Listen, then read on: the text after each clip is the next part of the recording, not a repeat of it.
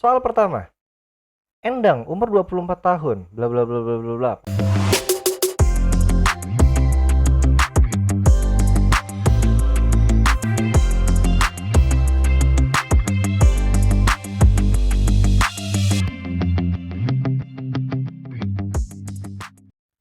Kembali lagi bersama saya Adnan Faris Noval di Visioner Online Education. Pada kali ini kita akan membahas cara penggunaan beberapa fitur aplikasi yang digunakan untuk pembelajaran online. Salah satunya adalah Schoology. Schoology ini adalah sebuah situs ataupun aplikasi yang dapat digunakan oleh perguruan tinggi ataupun sekolah-sekolah dalam sistem pembelajaran online. Di sini fiturnya cukup banyak ya. Namun pada kali ini saya akan membahas bagaimana sih cara membuat akun dalam Schoology ini. Yang pasti kalian harus masuk ke dalam situsnya, yaitu schoology.com. Atau misalnya kalau teman-teman pingin mencari di dalam Google, tulis saja Schoolgy. Kita klik Schoology, ada paling atas ya, www.schoology.com. Kita klik saja di Schoology Learning Management System (LSM). Maka tampilan awalnya adalah seperti ini. Kalau misalnya teman-teman sudah punya akun, ya berarti tinggal login. Tapi kalau misalnya belum punya akun, berarti silakan klik sign up. Di sini ada beberapa pilihan, yaitu apakah Anda sebagai instruktur, yaitu teacher ataupun lecturer.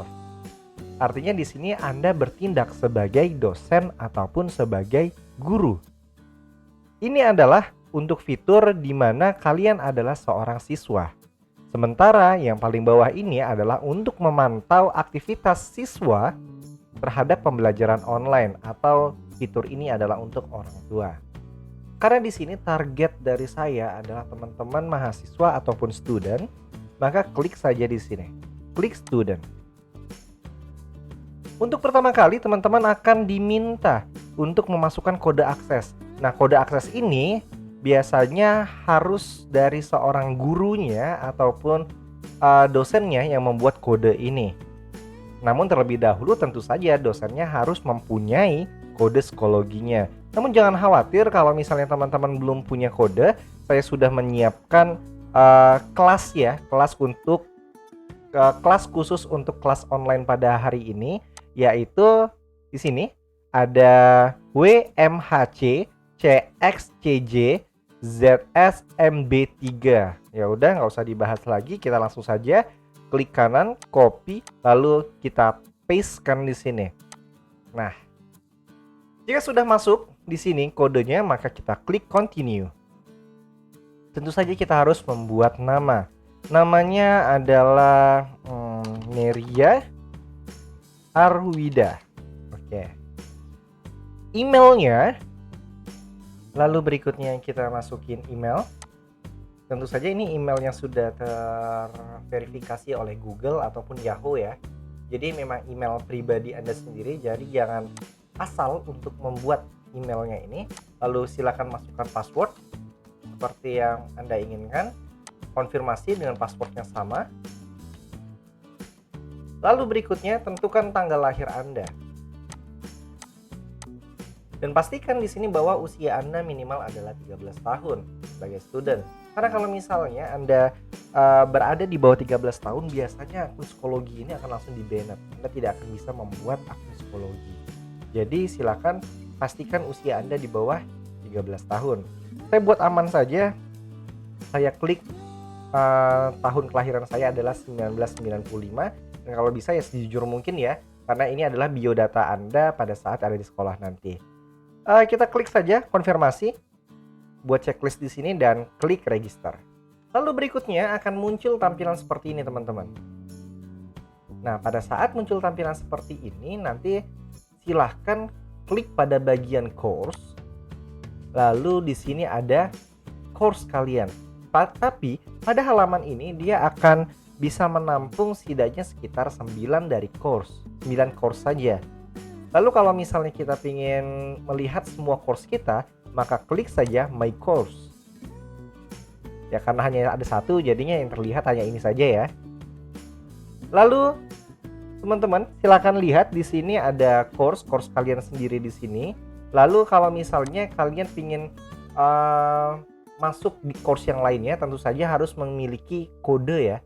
Jadi dari gurunya ataupun dosennya nanti akan membuatkan kode baru lagi. Misalnya saja ada kuliah fisika, ada kuliah biologi, ada kuliah matematika, dan kuliah lain-lainnya. Nanti kodenya itu akan berbeda-beda di sini. Nanti silakan dimasukkan ke kode aksesnya ini. Tapi karena kita tidak ingin memasukkan kode, jadi kita abaikan saja yang di manage course ini. Lalu kita klik belajar psikologinya. Nah, ini adalah tampilan dari kelas kalian. Karena di sini hanya ada satu kelas, jadi inilah yang nantinya kalian akan klik. Di sini langsung quiz ya. Baru masuk udah langsung quiz saja. Nanti tinggal klik saja di sini. Jadi nanti siswa tinggal mengisinya saja dengan penggunaan soal yang ada dalam psikologi ini. Di sini ada quiz 1 free test, silahkan diklik saja dari soalnya ini. Kita klik di sini, maka nanti akan muncul selamat datang di tryout UKOMNAS Fisioterapi. Ini adalah nilainya dan ini adalah skor tertinggi. Jadi tandanya kita belum pernah melakukannya sama sekali untuk tes ini karena dia masih prep. Kita klik saja start attempt, maka nanti akan muncul, tunggu, soalnya. Soal pertama, Endang umur 24 tahun, bla bla bla bla bla bla. Panjang soalnya ya. Kita bukan membahas soalnya, tapi kita membahas tentang cara penggunaannya di sini. Jadi di sini ada soalnya, di sini ada pilihan gandanya, dan ini adalah poinnya untuk soal ini. Jadi kalau misalnya menjawab soal ini dengan benar, maka akan mendapatkan 1,96 poinnya. Oke. Gampang saja teman-teman, silahkan klik ataupun pilih salah satu jawaban yang menurut kalian benar. Misalnya yang paling benar itu adalah jawaban B ya, tunnel test. Kalau misalnya sudah merasa oke, silahkan dilanjutkan dengan next. Lalu kita lihat, kita udah paham di sini ada soalnya dan ada pilihan gandanya. Tapi bukan hanya itu fiturnya, melainkan ternyata di sini adalah soal nomor 2. Mana ya? Nah, soal nomor 2 dari 51 soal yang ada. Lalu ini ada waktunya. Waktunya itu hanya 1 menit dari 50 soal yang ada. Lalu ini review. Artinya kita bisa melihat soal nomor berapa saja sih yang bisa kita kerjakan, ataupun kita bisa melompat. Kita pengen ngerjain soal nomor 26 dulu deh, karena itu angka keberuntungan saya. Lalu kita klik, misalnya kita asal lagi jawabannya adalah brachial palsy. Lalu kita next lagi. Kita lihat yang di reviewnya, oke, ternyata nomor 1, nomor 2, dan nomor 26 ini sudah diisi. Lalu teman-teman, di sini ada di bawahnya tanda bendera, flag for review, bendera untuk dicek kembali. Nah, kita klik di benderanya. Apa yang terjadi? Yang terjadi kita bisa melihatnya itu di reviewnya. Oh, ternyata di nomor 27 saya ada tanda bendera. Artinya apa? Saya masih ragu-ragu untuk menjawabnya. Oke, sudah bisa dipahami ya tahapan ini. Lalu kita ingin menandai saja yang ada saya tanda itu, yang benderanya hanya satu soal saja. Kita klik di sini. Oh, saya udah tahu jawabannya. Jawabannya adalah tes Neri. Lalu saya hilangkan benderanya. Oke, lalu kita next lagi. Terus sampai nanti teman-teman mengerjakan soal nomor paling terakhir, yaitu soal nomor 51. Misalnya saja soal nomor 51 ini kalian jawab ya. Acak aja, saya nggak tahu jawaban yang benar apa. Lalu kita klik review. Bila sudah merasa mengerjakan semua, silakan klik finish. Nantinya teman-teman akan mendapatkan peringatan bahwa ada 46 soal yang belum dijawab. Apakah yakin mau disubmit? Ya, saya yakin. Kalau misalnya tidak yakin, maka klik no. Kalau misalnya kita klik no tadi, kita akan kembali ke soalnya untuk melanjutkan soal-soal tersebut. Kita klik saja finish. Lalu kita klik, saya yakin untuk untuk mengumpulkan lembar ini, saya klik yes. Maka nanti seharusnya akan muncul nilainya. Oke. Baik. Nah, ini teman-teman, ini nilainya. Dari tiga soal tadi saya hanya benar menjawab 2 soal saja.